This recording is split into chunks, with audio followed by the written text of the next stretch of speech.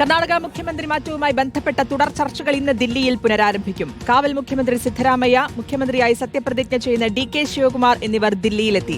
നേതാക്കൾ ഇന്ന് രാഹുൽ ഗാന്ധി, മല്ലികാർജ്ജുൻ ഖാർഗെ, KC വേണുഗോപാൽ എന്നിവരുമായി കൂടിക്കാഴ്ച നടത്തും.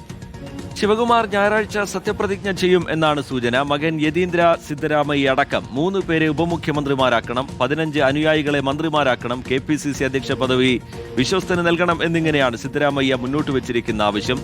ഇന്നത്തെ ചർച്ചയിൽ സമവായം ഉണ്ടാകും എന്നാണ് വിവരം. നോബിൾ മാരിക്കാരൻ വിവരങ്ങളുമായി ചേരുന്നുണ്ട് ദില്ലിയിൽ നിന്ന്. നോബിൾ, മുഖ്യമന്ത്രി പദം ഒഴിഞ്ഞെങ്കിലും സിദ്ധരാമയ്യ മുന്നോട്ട് വെച്ചിരിക്കുന്ന ഉപാധികൾ ചെറുതല്ല. മകനെ ഉപമുഖ്യമന്ത്രിയാക്കണം, 15 വിശ്വസ്തരെ മന്ത്രിസഭയിൽ ഉൾപ്പെടുത്തണം, പ്രധാന വകുപ്പുകൾ നൽകണം എന്നൊക്കെയുള്ള ആവശ്യങ്ങൾ സിദ്ധരാമയ്യ മുന്നിലേക്ക് വെച്ചിട്ടുണ്ട്, ഹൈക്കമാൻഡിന് മുന്നിലേക്ക് വെച്ചിട്ടുണ്ട്. ഇതിന് ഹൈക്കമാൻഡ് വഴങ്ങാനുള്ള സാധ്യതയുണ്ടോ? ഒപ്പം തന്നെ ദേശീയ നേതൃത്വത്തിലേക്കില്ല, സംസ്ഥാന രാഷ്ട്രീയത്തിൽ തന്നെ സജീവമാകാനാണ് താൻ ആഗ്രഹിക്കുന്നത് എന്ന നിലപാടും സിദ്ധരാമയ്യ പ്രഖ്യാപിക്കുന്നുണ്ട്. നോബൽ,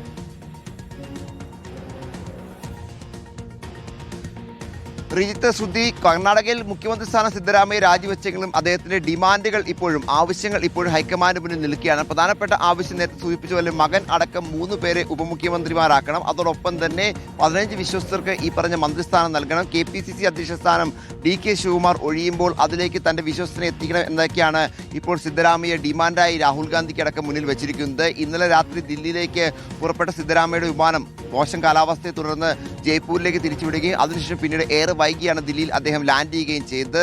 ഇന്നിപ്പോൾ 9 മണിക്ക് രാഹുൽ ഗാന്ധിയുമായി ഒരു കൂടിക്കാഴ്ച നിശ്ചയിച്ചിട്ടുണ്ട് എന്നാണ് അറിയാൻ കഴിയുന്നത്. ഇന്നലെ വൈകിട്ട് തന്നെ കൂടിക്കാഴ്ച ഉണ്ടായിരുന്നു, പക്ഷേ അദ്ദേഹത്തിന് എത്തിപ്പെടാൻ കഴിയാത്തതുകൊണ്ടാണ് ഇന്നിപ്പോൾ രാവിലെ 9 മണിക്ക് ഒരു ബ്രേക്ക്ഫാസ്റ്റ് മീറ്റിംഗ് ആയിരിക്കും നടക്കുക എന്ന സൂചന പുറത്തേക്ക് വരുന്നു. അങ്ങനെയാണെങ്കിൽ ആ മീറ്റിംഗിൽ കൃത്യമായി തന്നെ അദ്ദേഹത്തിൻ്റെ ഈ പറഞ്ഞ ആവശ്യങ്ങൾ ഒരിക്കൽ കൂടി ഉന്നയിച്ച് ഇതിലൊരു സമവായം എത്തിച്ചൊരു തീരുമാനത്തിലേക്ക് പോകാനായിരിക്കും കോൺഗ്രസ് ഹൈക്കമാൻഡ് ശ്രമിക്കുക എന്നാണ് അറിയാൻ കഴിയുന്നത്. പ്രധാനപ്പെട്ട കാര്യം എന്ന് പറയുന്നത് രാജ്യസഭയിലേക്ക് എത്തിച്ചുകൊണ്ട് സിദ്ധരാമയ്യ ദേശീയ തലത്തിൽ പ്രവർത്തിക്കാനുള്ള ഒരു അവസരമൊരുക്കുക, അത്തരത്തിൽ ദേശീയ തലത്തിൽ അദ്ദേഹത്തെ ഒരു മുഖമാക്കി മാറ്റുക എന്നാണ് കോൺഗ്രസ് ലക്ഷ്യമിക്കുന്നത്. പ്രത്യേകിച്ച് കോൺഗ്രസിന് ഇന്നിപ്പോൾ ഉള്ളതിൽ വെച്ച് ഏറ്റവും മികച്ച, ഏറ്റവും ജനപ്രീതിയുള്ള OBC നേതാവ് കൂടിയാണ് സിദ്ധരാമയ്യ. ആ വിഭാഗത്തിൽപ്പെട്ട നേതാവാണ്. സ്വാഭാവികമായി അദ്ദേഹത്തെ ദേശീയ തലത്തിൽ ഉപയോഗിക്കുന്നത് അത് പ്രധാനമന്ത്രിക്ക് എതിരെ അടക്കം ഉപയോഗിക്കാൻ കഴിയും. പ്രത്യേകിച്ച് പ്രധാനമന്ത്രി OBC വിഭാഗത്തിൽപ്പെട്ട ആളാണെന്ന് എല്ലാ ഘട്ടങ്ങളിലും അദ്ദേഹവും BJPയും തുറന്ന് സമ്മതിക്കാറുള്ളതാണ്. സ്വാഭാവികമായി മറ്റൊരു OBCയുടെ പ്രധാനപ്പെട്ട കരുത്തനായ നേതാവിനെ എത്തിക്കുന്നത് വഴി അത്തരത്തിൽ പ്രധാനമന്ത്രിക്ക് എതിരെ ഒരു പോരാട്ടം നടത്താൻ കഴിയുമെന്ന് കോൺഗ്രസ് വിശ്വസിക്കുന്നുണ്ട്. പക്ഷേ അപ്പോഴും സിദ്ധരാമയ്യ ഇതിന് വഴങ്ങുന്നില്ല എന്നാണ് എടുത്തു പറയേണ്ടത്. താൻ സംസ്ഥാന രാഷ്ട്രീയം തുടരാൻ താല്പര്യപ്പെടുന്നു,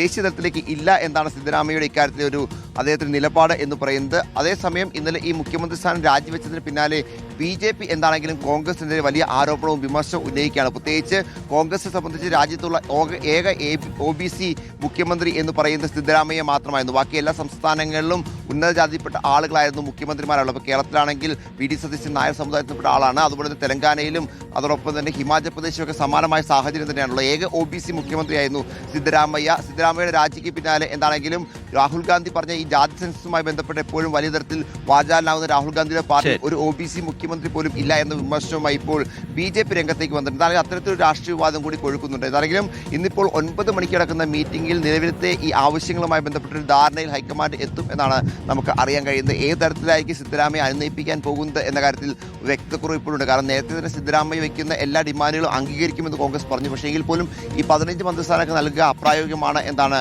DK ശിവകുമാർ പക്ഷത്തിന്റെ നിലപാട്. അതുകൊണ്ട് അതിലൊരു തർക്കത്തിന് സാധ്യതയുണ്ട്. അല്ലെങ്കിൽ അത് പരിഹരിക്കാൻ ഇന്നിപ്പോൾ രാവിലെ രാഹുൽ ഗാന്ധി കൂടിക്കാഴ്ച നടത്തുന്നുണ്ട് സിദ്ധരാമയ്യയുമായി. ശരി, നോബൽ മാരിക്കാരൻ വിവരങ്ങൾ പങ്കുവയ്ക്കുകയായിരുന്നു. സിദ്ധരാമയ്യയും DK ശിവകുമാറും ദില്ലിയിൽ തുടരുന്നുണ്ട്. ഇന്നും ഹൈക്കമാൻഡുമായി ചർച്ചകൾ നടക്കും. ഒരു സിദ്ധരാമയ്യെ അനുനയിപ്പിക്കാൻ ഹൈക്കമാൻഡിന് കഴിയുമോ എന്നുള്ളതൊക്കെ വളരെ പ്രധാനപ്പെട്ട രാഷ്ട്രീയ ചോദ്യങ്ങൾ.